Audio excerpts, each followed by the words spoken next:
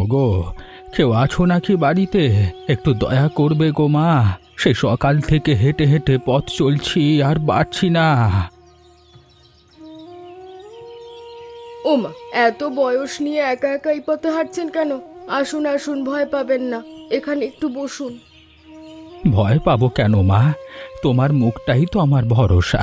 কতদিন পর আপন মুখ দেখি না, বলো তো। আপনার বাড়ি কোথায় কাকা? এভাবে একা একা ঘুরে বেড়ান কেন? বাড়ি বলতে তো আর কিছু নেই মা। ছেলেপুলে সব শহরে চলে গেছে, বুড়ো বাপের খোঁজ নেয় না। তাই এভাবে গ্রাম থেকে গ্রামে ঘুরি, যে যা দেয় তাই খেয়ে দিন কাটাই। এ কথা শুনে বড় কষ্ট হলো কাকা। আমাকে একটু খাবার দেবে? খিদে আর নড়তে পারছি না। আচ্ছা, আপনি এখানে বসুন, আমি খাবার নিয়ে আসছি।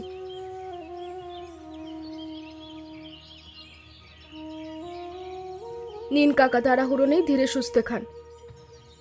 মাগো, কতদিন পর এমন যত্ন করে কেউ খাওয়ালো।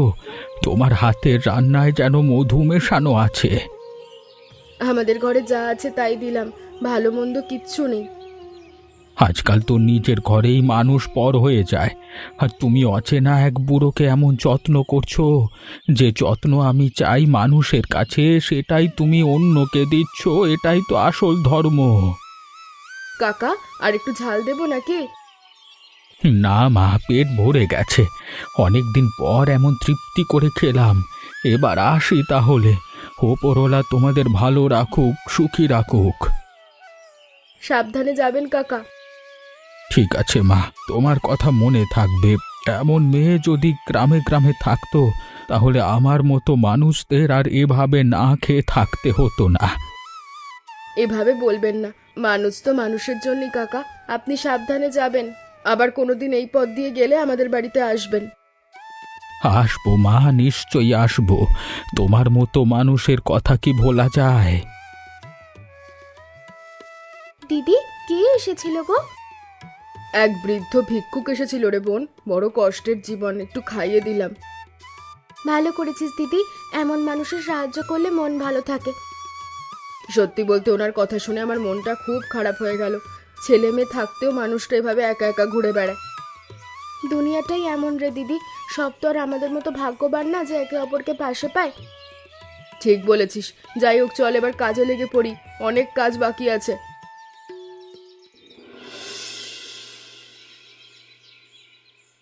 চল বোন, বেলা পড়ে যাওয়ার আগে নদীতে যাই। আজ জাল না ফেললে কাল বাজারে বসে কি বিক্রি করবো বলতো? ঘরে তো চাল ডালও শেষ হয়ে এলো। ঠিক বলেছিস দিদি, আজ ভালো করে মাছ ধরতে হবে তাহলে। এই তো দিদি, জালটা গুছিয়ে নিচ্ছি। আকাশটা কেমন যেন মেঘলা মেঘলা দেখাচ্ছে। দেখ তো কেমন গুমোট ভাব। মেঘ থাকলেই কি বৃষ্টি নামবে? এই সময়টা তো আকাশ এমনই থাকে। চল চল, দেরি করিস না, বেলা পড়ে গেলে মাছ পাওয়া যাবে না। আচ্ছা দিদি, জালটা নিয়ে নিলাম। চল নৌকার কাছে দেই। দিদি দেখ দেখ, বেশ কয়েকটা মাছ উঠেছে জলে। আজ তো ভালোই শুরু হলো। বাহ, আজ তাহলে ভালোই বাজার হবে। আরেকবার জাল ফেলি চল, যতটা পারিস তোল। সেই ভালো, কাল আবার বৃষ্টি হলে নদীতে আসতেই পারবো না। দিদি, নৌকাটা কেমন যেন দুলছে রে, আমার তো ভয় করছে। না রে, এভাবে আর থাকা যাবে না। কোনো বিপদ হওয়ার আগে চল বাড়ি ফিরি। শক্ত করে ধর। কিন্তু আর মাছ ধরবি না? থাক, যা মাছ পেয়েছি যথেষ্ট। এখন বেশিক্ষণ বৃষ্টিতে ভিজলে তোর জ্বর আসবে, তাড়াতাড়ি বইটা ধর। আচ্ছা দিদি, এবার চল। সাবধানে বইটা বা। বাতাসের জোর কিন্তু বাড়ছে, আমি সামনের দিকটা সামলাচ্ছি। ঠিক আছে দিদি, তুই চিন্তা করিস না, আমি সামলে নেব।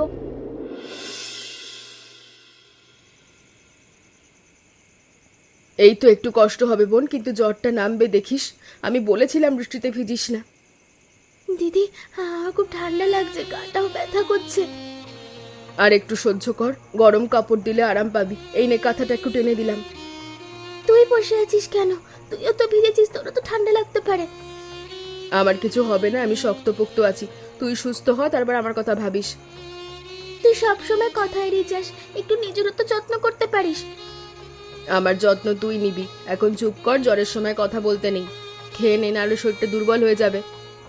দিদি, একটা কথা বলবো? বল না, লজ্জা কিসের? আমরা তো দুজনেই।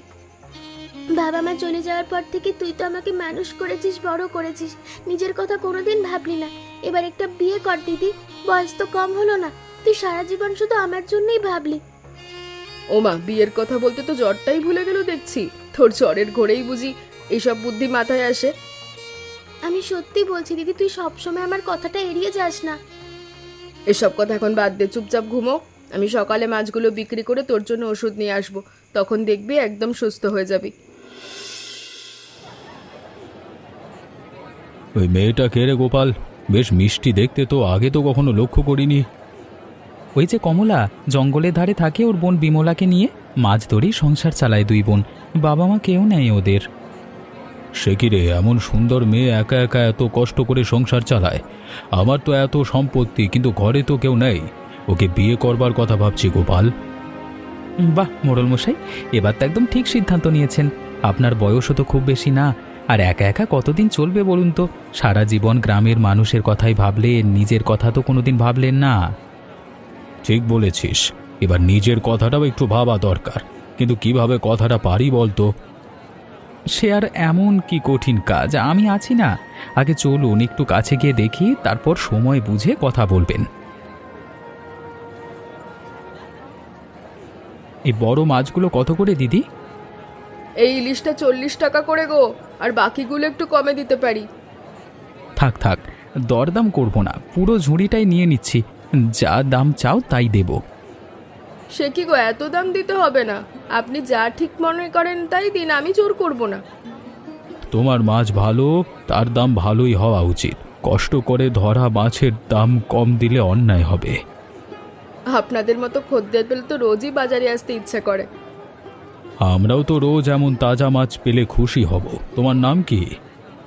আমার নাম কমলা। বেশ সুন্দর নাম। আচ্ছা, আজকে তাহলে আসি, আরেকদিন দেখা হবে। চলুন মোড়ল মশাই, বেলা হয়ে যাচ্ছে। মেয়েটাকে দেখলেই বোঝা যায় কত পরিশ্রমী আর সৎ। এমন মেয়েই তো ঘরে চাই। ঠিক বলেছেন মোড়ল মশাই, আমি কালকে আবার এসে ভালো করে কথাবার্তা বলে দেখব, আপনি চিন্তা করবেন না। ঠিক আছে, তাড়াহুড়ো করবার দরকার নেই, ধীরে সুস্থে এগোও। এই নে বোন, ওষুধ এনেছি। আর আজ কি ভাগ্য দেখ, মাছগুলো এত ভালো দামে বিক্রি হলো, দরদামই করলো না মানুষগুলো। সত্যি দিদি, কিনলো এত দামে? কারা যেন শহরের লোক মনে হলো, বেশ পোশাক আশাক ভালো। যাই হোক, তুই ওষুধটা খেয়ে নে। জ্বরটা কেমন এখন? আগের থেকে ভালো আছি দিদি, তোর হাতের সেবাতেই তো তাড়াতাড়ি সুস্থ হয়ে উঠলাম। ভগবানের কৃপায় জ্বরটা তাড়াতাড়ি নেমে যাচ্ছে, দেখে ভালো লাগলো। কাল থেকে আবার আগের মতো সব কাজ করতে পারবি। হ্যাঁ দিদি, একদিন বিশ্রাম নিলেই ঠিক হয়ে যাব। ঠিক আছে, তাহলে আর বেশি নড়াচড়া করিস না, বিশ্রাম নে। ঠিক আছে দিদি, তুই সাবধানে যাস কিন্তু। চিন্তা করিস না বোন, আমি তো রোজই যাই, বিপদ হবে না। তাও আজকাল জঙ্গলে নাকি অচেনা মানুষজন দেখা যায়, তাই বলছিলাম। আচ্ছা আচ্ছা, বুঝেছি, তুই ভাবিস না, আমি সামলে নেব। আচ্ছা দিদি, ঠিক আছে, তবে তাড়াতাড়ি ফিরিস। ঠিক আছে বোন, এই তো গেলাম আর এলাম। হ্যাঁ দিদি, সাবধানে যাস কিন্তু। নে, এটা খেয়ে নে আগে। দিদি একটু বিশ্রাম নে, আজ সকাল থেকে অনেক ধকল গেছে তোর। না না, তুই বাড়িতে থাক, আমি জঙ্গলে গিয়ে একটু জ্বালানি কুড়িয়ে নিয়ে আসি। আজ তো বৃষ্টি হয়নি, শুকনো কাঠ পাওয়া যাবে, না হলে রান্নার কাঠ শেষ হয়ে যাবে কাল। সাবধানে যাস কিন্তু দিদি। মাফ করবেন, একটু জল হবে? খুব পিপাসা পেয়েছে, অনেকক্ষণ ধরে হাঁটছি তো। ওমা, আপনাকে তো ঠিক চিনি না। এই জঙ্গলের ভিতর আপনি কি করছেন? পথ হারিয়েছেন নাকি? হ্যাঁ, ঠিকই ধরেছেন, পথ হারিয়ে ফেলেছি। কতক্ষণ ধরে হাঁটছি তার ঠিক নেই। জলটা পেলে খুব উপকার হবে। চলুন আমার বাড়িতে, ওখানেই জলের ব্যবস্থা করছি। জঙ্গলে একা একা থাকা ঠিক নয়, বিপদ হতে পারে। আপনার নাম কি? আমার নাম রুদ্র, অন্য এলাকা থেকে এসেছি। এখানকার কিছুই চিনি না, তাই এমন বিপদে পড়েছি। কিভাবে জঙ্গলে এসে পড়লেন? আপনার তো এখনকার মানুষ মনে হচ্ছে দেখতে। আমার বাড়ি অনেক দূর। বাবার একটা বড় ব্যবসা ছিল, সেই কাজেই শহরে গেছিলাম। খুব কষ্টের কথা বললেন তো, তারপর? ফেরবার পথে ট্রেনে সমস্যা হওয়ায় জঙ্গল ধরে হাঁটতে হাঁটতে পথ হারিয়ে ফেলেছি। কতক্ষণ ধরে ঘুরেছি ঠিক জানি না। খুব কষ্ট হয়েছে তাহলে আপনার, ওখানে গিয়ে একটু বিশ্রাম নেবেন। ধন্যবাদ, না হলে হয়তো সারাদিন এভাবেই ঘুরতে হতো আমাকে। খিদে তেষ্টায় কষ্ট পেতাম। আপনাদের গ্রামটা তো বেশ সুন্দর দেখছি, চারিদিকে সবুজ, নদী, জঙ্গল। হ্যাঁ, শহরের মতো ঝলমলে নয় ঠিকই, কিন্তু শান্তি আছে। মন ভরে যায় প্রকৃতি দেখলে। সত্যিই তাই, শহরের কোলাহলের চেয়ে এই শান্ত পরিবেশটা অনেক ভালো লাগছে আমার।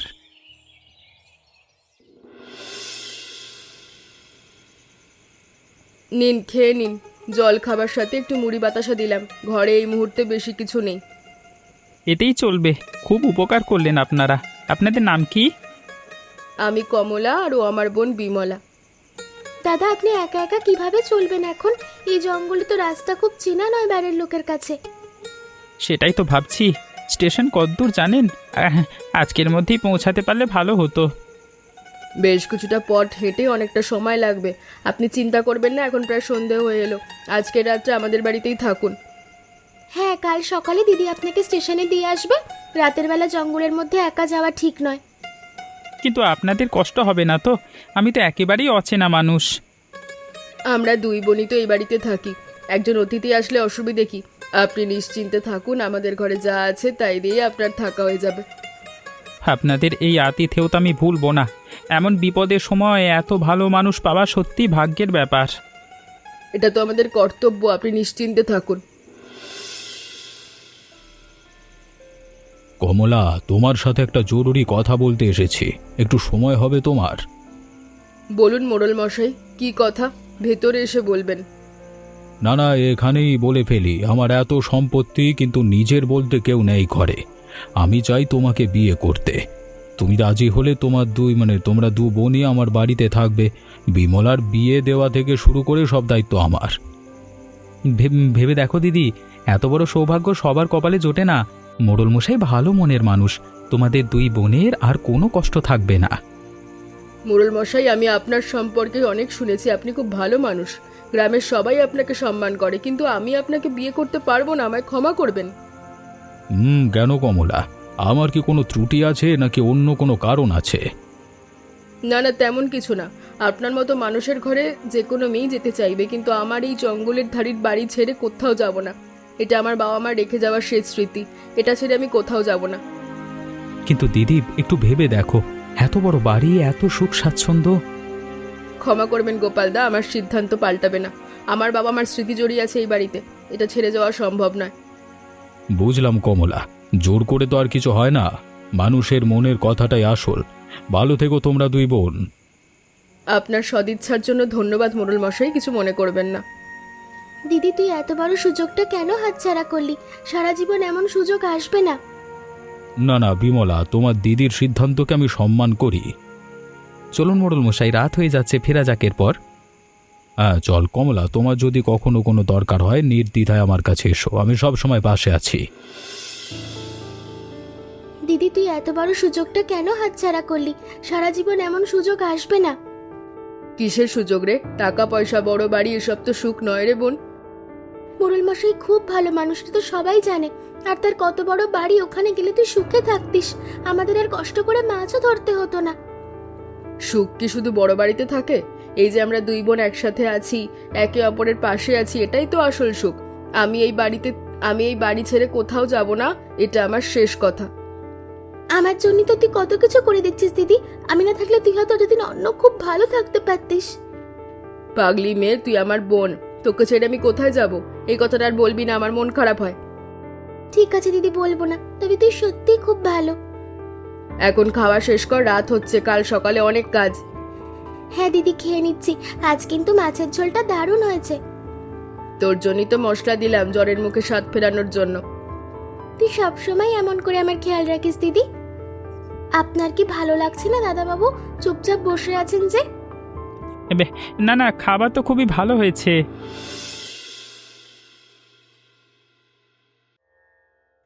আপনি বাড়িতেই থাকুন, আমি কিছু মাছ ধরে দ্রুত ফিরে আসছি, তারপর স্টেশনে দিয়ে আসবো। হ্যাঁ, যদি কিছু মনে না করেন, আমিও আপনার সাথে নদীতে যেতে চাই। ঘরে বসে থাকতে ভালো লাগছে না। না না, আপনি আমাদের অতিথি, আপনি কেন যাবেন?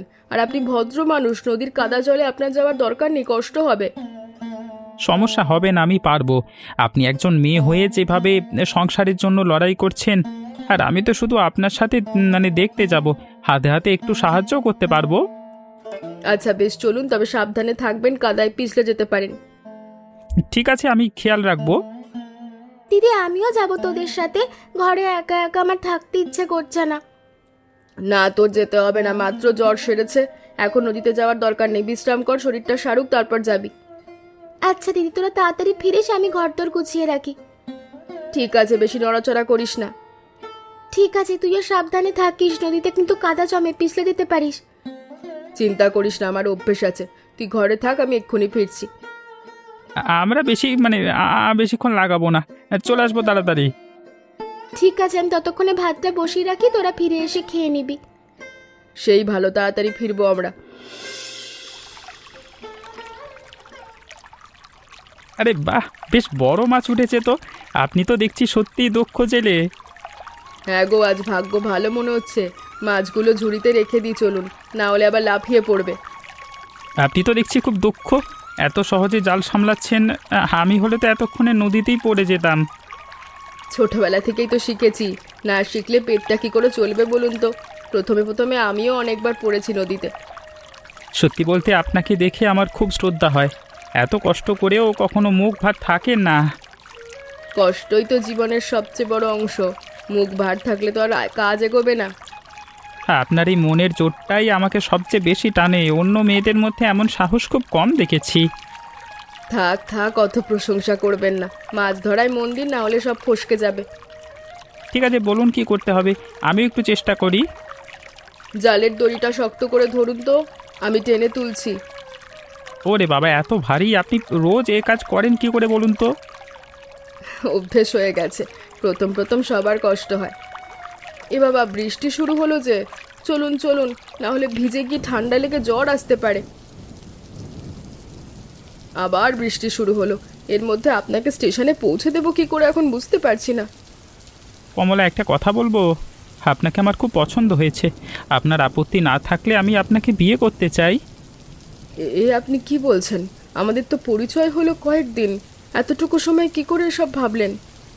এই অল্প সময়েই আমি আপনাকে অনেকটা চিনে ফেলেছি কমলা। আপনার মন, আপনার সাহস সব দেখে আমি নিশ্চিত হয়ে গেছি। আমি এই বাড়ি আর আমার বোনকে ছেড়ে কোথাও যাব না। একটা কথা বলি, শুনুন। মোড়ল মশাই যেদিন এসেছিলেন সেদিনের সব কথাই আমি শুনেছিলাম, আর অনেক ভেবেছি। আপনাকেও কোথাও যেতে হবে না। আমি ঠিক করেছি আমি আর বাড়ি ফিরে যাব না। আর কথা বাড়াবেন না, চলুন, বৃষ্টি থেমে গেছে, বিমলা নিশ্চয়ই অপেক্ষা করছে। দিদি তুই আর না করিস না, দাদাবাবুকে আমার খুব পছন্দ হয়েছে, এই কদিনেই বোঝা গেছে উনি কেমন মানুষ। সে এখানে কি করবেটা কি শুনি? আমাদের সাথে মাছ ধরতে যাবে? এই জঙ্গলের ধারে থেকে ওর মতো মানুষের কি করে চলবে? কোনো না কোনোভাবে ঠিক চলে যাবে দিদি, তুই এত চিন্তা করিস না তো। ভালোবাসা থাকলে সব সমস্যার সমাধান হয়। আমাদের না হয় অভ্যেস আছে এই কষ্টের জীবনে, কিন্তু ওর তো আমাদের মতো একবেলা না খেয়ে থাকতে পারবে না। শহরের মানুষ অভ্যেস আলাদা। কাউকে আর না খেয়ে দিন কাটাতে হবে না কমলা। আমার ব্যাগে ব্যবসার অনেক টাকা আছে। আমি এখানে থেকেই আমার ব্যবসাটা নতুন করে শুরু করতে পারবো। আমাদের কোনো কিছুর অভাব হবে না, এটা আমি কথা দিচ্ছি। ইয়ে, আর তো কোনো বাধাই রইলো না, এখন আর পালানোর কোনো পথই নেই তোর। তোরা দুজন মিলে তো আমাকে কোনো রাস্তায় রাখলি না। বেশ, তাহলে তাই হোক, আমি রাজি। সত্যি বলছিস দিদি? আজ আমাদের সংসারে একজন যোগ হলো। কথা দিচ্ছি আপনাদের দুই বোনের সংসারে আমি কখনো বোঝা হয়ে থাকবো না, বরং হাতে হাত মিলিয়ে সব কিছু সামলাবো। তাহলে তো ঠিকই হয়ে গেল, আজ থেকে আমাদের এই ছোট্ট বাড়িতে তিনজনের সংসার শুরু হলো। তোরা দুজন মিলে তো আমাকে রাজি করিয়েই ছাড়লি। ঠিক আছে, উপরওয়ালা যা করেন ভালোর জন্যই করেন। আজকের এই দিনটা আমি কোনোদিন ভুলবো না। এক অচেনা জঙ্গলের পথ আমাকে আবার আপন ঠিকানা দিয়ে দিল। হ্যাঁ হ্যাঁ। তাহলে এবার থেকে তিনজনে মিলেই সংসার চালাবো, কারোর একার কাঁধে আর বোঝা থাকবে না। ঠিক বলেছিস বোন, আজ থেকেই জঙ্গলের ধারের এই ছোট্ট বাড়িটায় নতুন করে সব শুরু হলো।